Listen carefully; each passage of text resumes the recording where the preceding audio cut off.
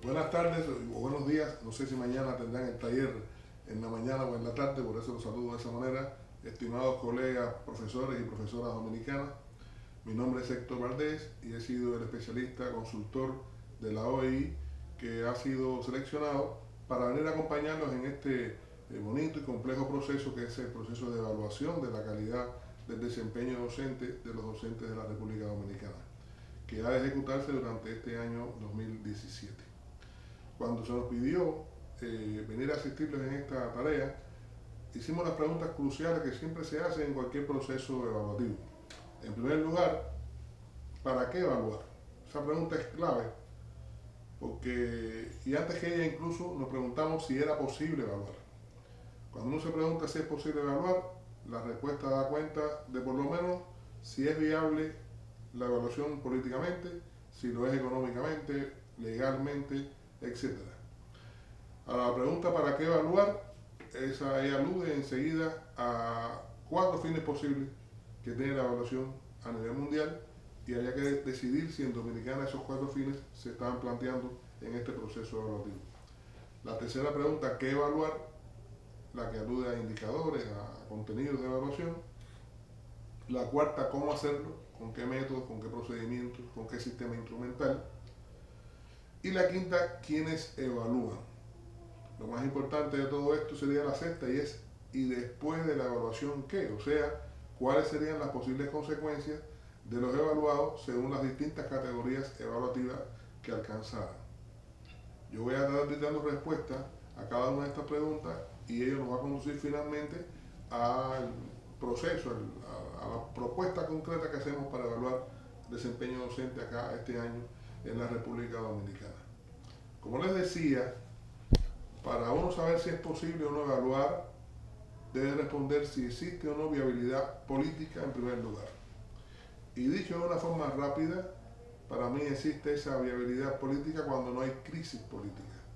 Y esta última se da cuando los de arriba no pueden y los de abajo no quieren. Es decir, si hay una contradicción entre la dirección del MINER, la ADP, los profesores y no hay deseo de que se produzca la evaluación, es imposible que se haga, pues toda transformación o toda acción política que se ejecute en educación debe hacerse con la venia de los maestros y no contra ellos. Por lo tanto, la viabilidad política es la reina de las viabilidades. Pero además tiene que existir la viabilidad económica, es decir, disponer de recursos materiales y humanos que sean los necesarios específicamente para ejecutar con calidad ese proceso evaluativo.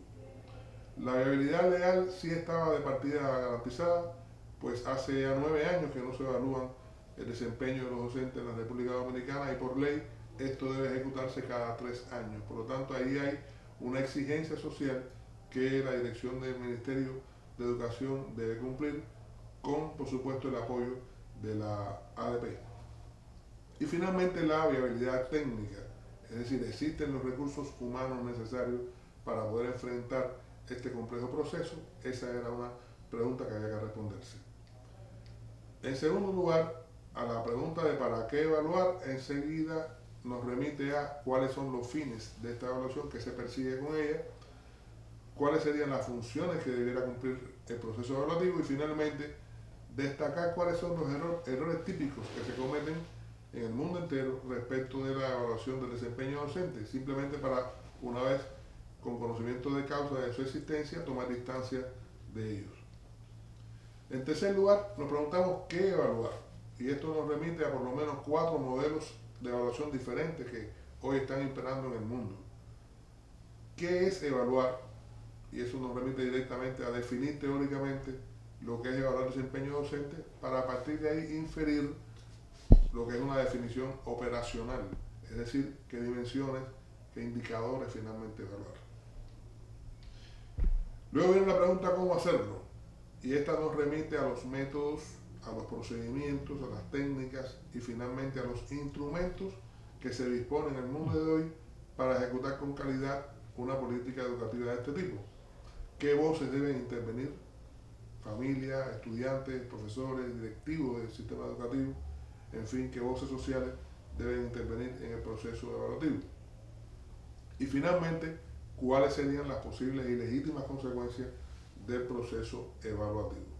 Nosotros ahora poco a poco vamos a ir dando respuesta a cada una de estas preguntas y esto, repito, nos va a permitir concretar una propuesta que es la que le traemos en la mañana de hoy. ¿Para qué evaluar?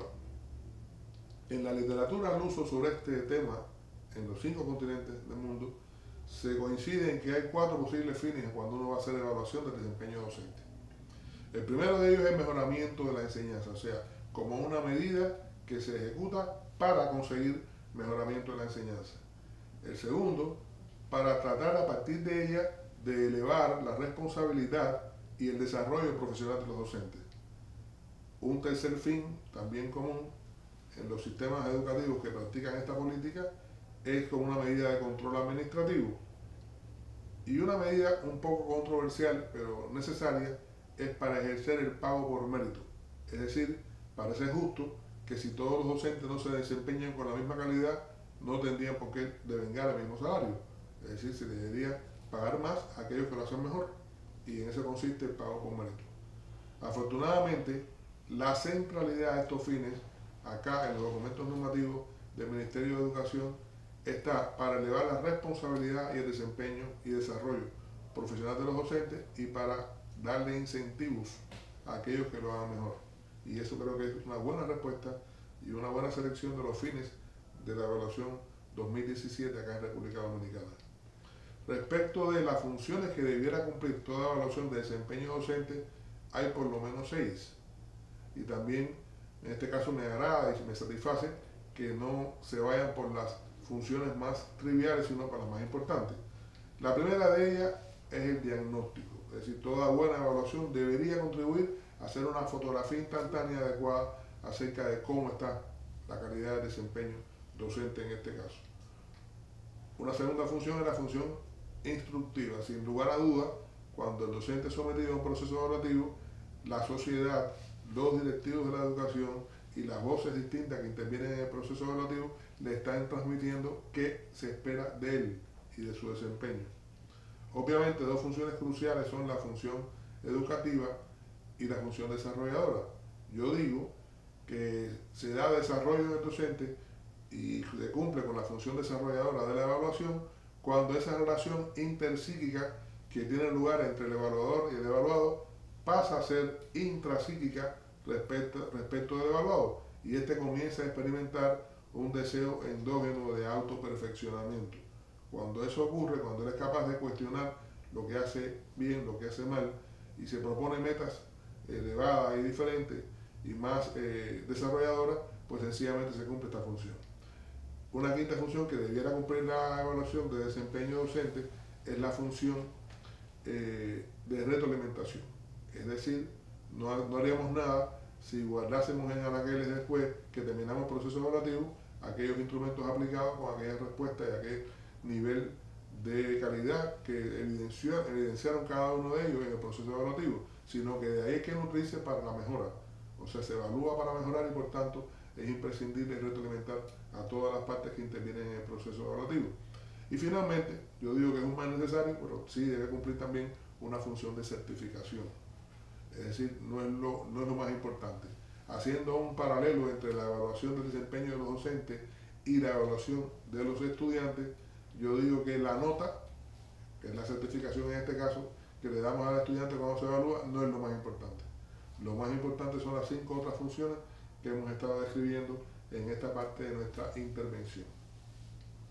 Ya respecto de qué evaluar, lo primero es definir cómo entendemos teóricamente qué es evaluar el desempeño del docente y nosotros decimos que la evaluación del desempeño docente es un proceso que debe ser sistemático de obtención de datos, no datos cualesquiera, sino datos que sean viables, fiables, que sean válidos.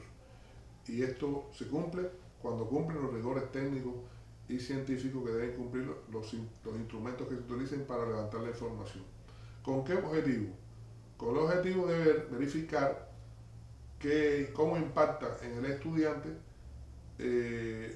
la calidad de las relaciones que se establecen entre el docente y ellos, el docente y los directivos, el docente y los padres de familia, cómo las capacidades pedagógicas que se despliegan a lo largo de todo el año escolar por parte del docente, etc. Obviamente, no nos podemos quedar en un proceso evaluativo con la definición teórica, sino hay que saltar a una definición operacional que nos diga y finalmente cuáles son los indicadores que hay que evaluar. En este caso estudiamos de manera detallada los principales documentos aprobados por el Consejo Nacional de Educación en Dominicana en los últimos años y de ahí se extrajeron las dimensiones, los parámetros y finalmente los indicadores que iban a ser objeto de evaluación este año. A partir de ahí, la pregunta que nos planteamos es cómo evaluar. Y lo primero que surge aquí son los errores típicos que se cometen al evaluar el desempeño docente a escala mundial. Hay dos de ellos, hay más, pero hay dos de ellos que son frecuentes. El primero se da en llamar error de lenidad. Y esto consiste en que no se distribuye normalmente los puntajes o las categorías que alcanzan los docentes en el proceso evaluativo. Se ha demostrado por la psicología y por la estadística que cuando se mide una condición o cualidad humana en un conglomerado de 30 más personas, los puntajes que se alcanzan deberían comportarse según la curva normal o campana de Gauss. Esto significa que aproximadamente un 70% deberían obtener calificaciones intermedias, aproximadamente un 15% calificación extrema positiva y también aproximadamente un 15% calificación extrema negativa.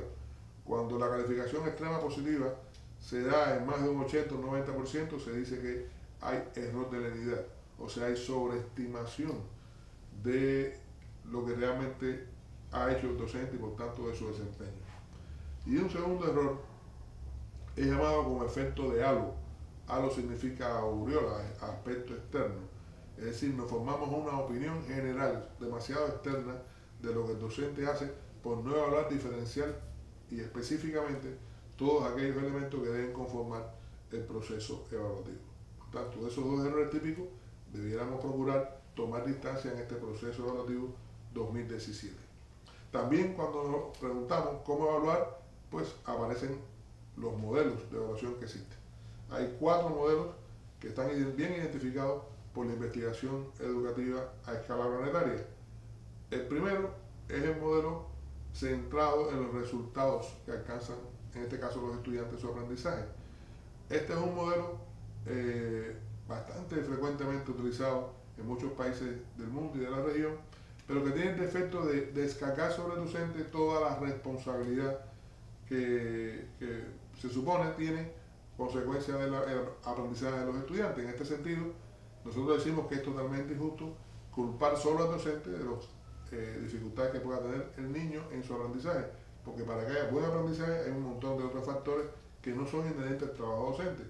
Está la familia, la armonía o no que haya en la vida familiar, la alimentación, el sueño, es decir, es un fenómeno multivariado el tema del aprendizaje y por tanto no requiere solo de un buen desempeño del docente. Por supuesto que el desempeño de él es fundamental, pero no es lo único que habría que evaluar.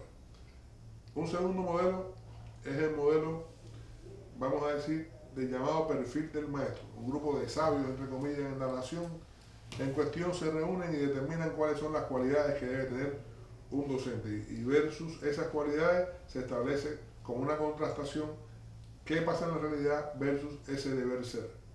Lo que ocurre con este modelo es que normalmente se exceden un poco los sabios, entre comillas, y determinan una persona que verdaderamente es inalcanzable, cualidades que son inalcanzables. Por ejemplo, yo estuve en un país recientemente donde me enseñaron que estaban haciendo evaluación de desempeño docente por perfil del docente y me enseñaron el perfil. Y aparecía como una de las cualidades ser simpático. Imagínense ustedes, en el mundo entero hay 63 millones de docentes. ¿Cómo conseguir que el docente todo universalmente sea simpático? ¿Es deseable? Sí. ¿Es alcanzable? No lo creo. No creo que todos podamos ser empáticos y podamos ser verdaderamente simpáticos. Por lo tanto, la simpatía no es una cualidad que se enseña en la universidad. Eso va con la persona y son un montón de saberes más endógenos que hacen que la persona sea o no sea simpática. Un tercer modelo, que es el modelo que nosotros abrazamos, el que suscribimos, que nos parece más adecuado, es el modelo de Schoen, conocido como modelo de la reflexión en la acción. que consiste básicamente en ir tomando muestras del desempeño del docente e ir retroalimentándolo, de forma tal de ir haciendo poco a poco ese control y esa entrega de retroalimentación para que vaya eterna y permanentemente perfeccionando su desempeño. Y finalmente, el modelo de los resultados del aula, lo que pasa en el aula.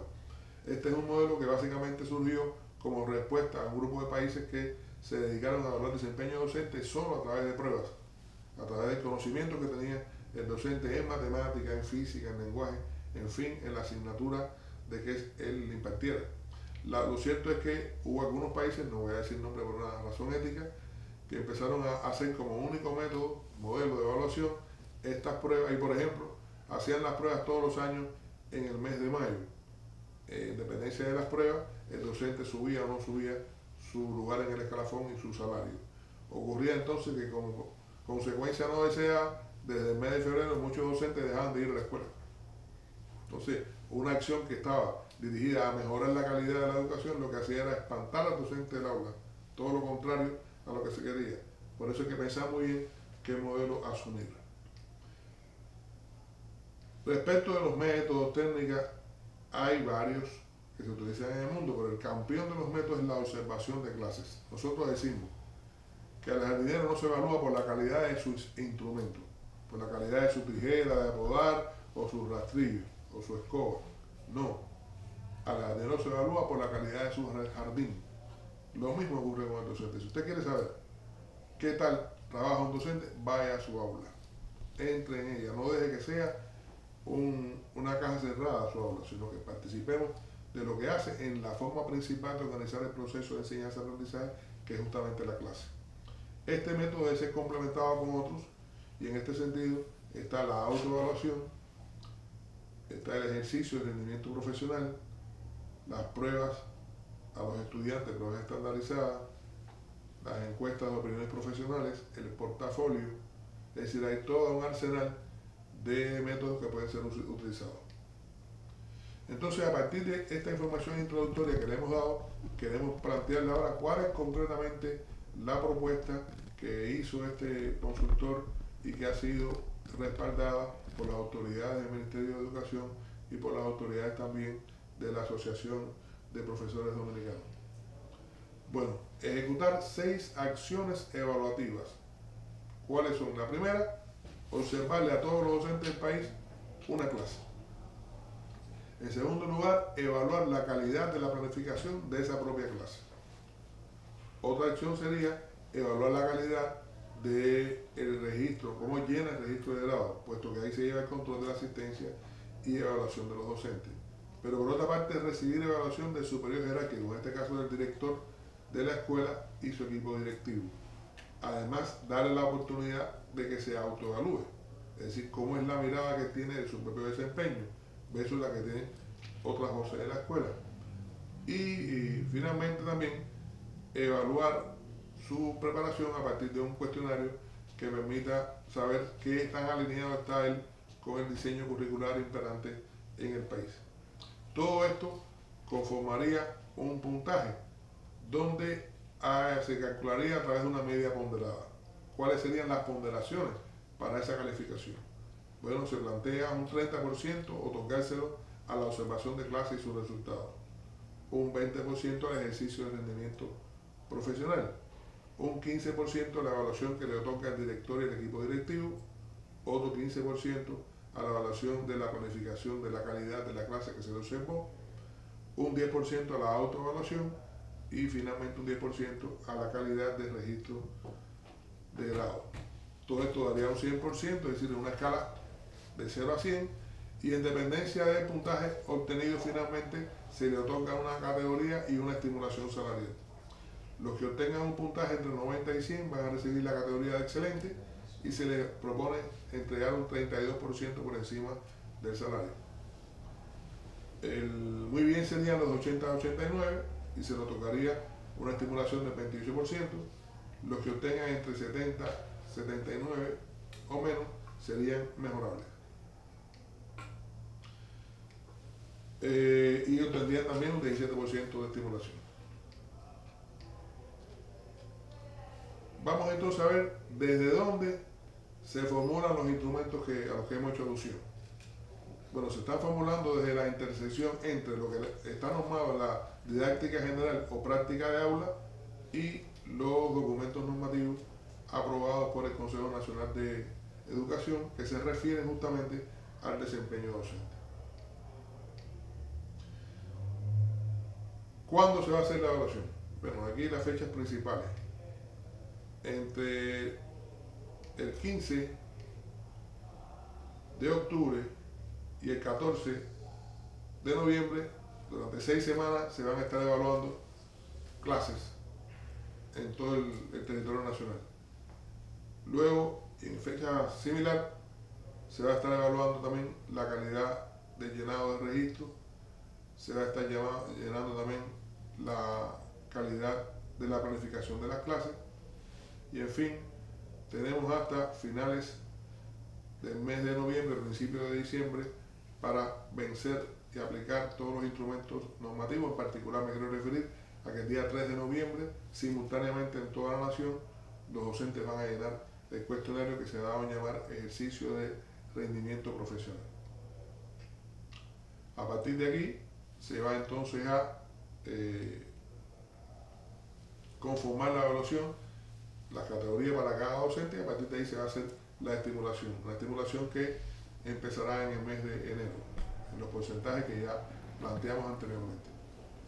Ustedes deben en la mañana de hoy analizar el manual instructivo que tiene establecido ya esta Comisión Nacional de Evaluación para que se puedan oficialmente ya conformar como comisiones regionales y distritales del proceso evaluativo.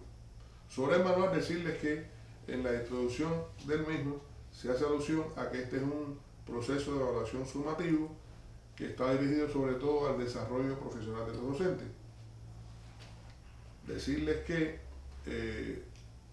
el objetivo general del mismo es mejorar el desempeño del docente y su desarrollo profesional a través de la realización de un proceso riguroso de evaluación que posibilite la mejora de la calidad de la enseñanza y de la calidad de los aprendizajes de los estudiantes.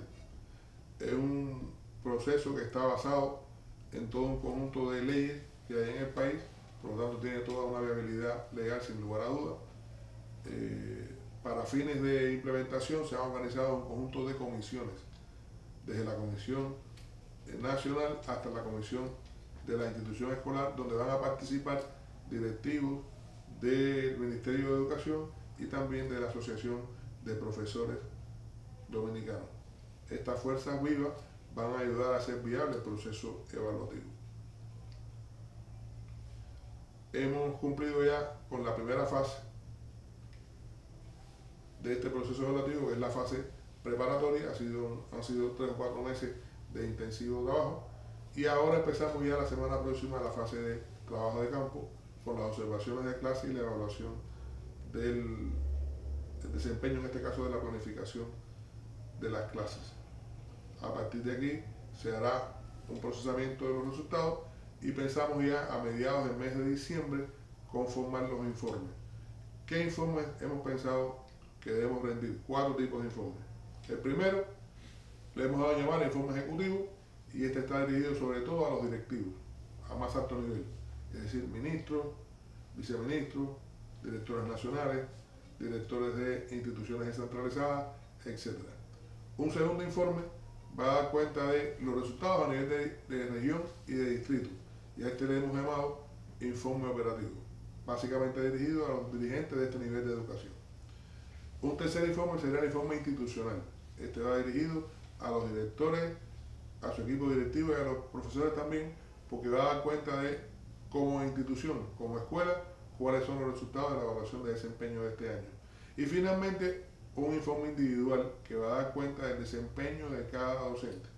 Aquí se va a plantear los resultados que obtuvo el docente en cuestión en cada uno de los 6 instrumentos que fueron aplicados, cuáles fueron las principales fortalezas, cuáles fueron las principales debilidades, todo esto para que sirva de insumo en el plan, en la conformación del plan de mejora, que es lo más importante. Hemos dicho que una de las funciones principales de la evaluación es la retroalimentación y ese será el momento en que van a ser todos retroalimentados con los resultados. y a partir de aquí también se les va a comunicar cuál es la estimulación que van a recibir desde el mes de enero. Decirle que durante todo el proceso sabemos que la realidad supera la ficción. Quisiéramos que el 100% fuera evaluado en esta primera convocatoria, pero es probable que algunos tengan determinadas situaciones, por ejemplo, la señora mamá o que van a ser madres que han salido de licencia. Si no coincide su periodo de trabajo en la escuela con este momento, serán entonces evaluadas en otro momento, en el mes de marzo del año 2018, pero pensamos que el año escolar 2017-2018 debe alcanzarnos para evaluarlo a todos o casi todos. La pretensión es que no quede ningún docente dominicano sin ser evaluado. Finalmente, decirle que le deseo éxito en su labor, en su taller, que se declaren oficialmente ya constituidas las distintas comisiones distritales y regionales para que empiecen junto a nosotros a trabajar porque sea un éxito este proceso de evaluación 2017. Quiero entregarle finalmente unas palabras a un sabio pedagogo y en definitiva apóstol de la independencia de Cuba, José Martí, cuando expresó: hay que tener fe en lo mejor del hombre y desconfiar de lo peor de él. Hay que dar ocasión a lo mejor para que se revele y prevalezca. Si no, lo peor prevalece. Hagamos que lo mejor de cada docente dominicano prevalezca en este proceso de evaluación. Esa es la intención y para eso estamos trabajando. Muchas gracias.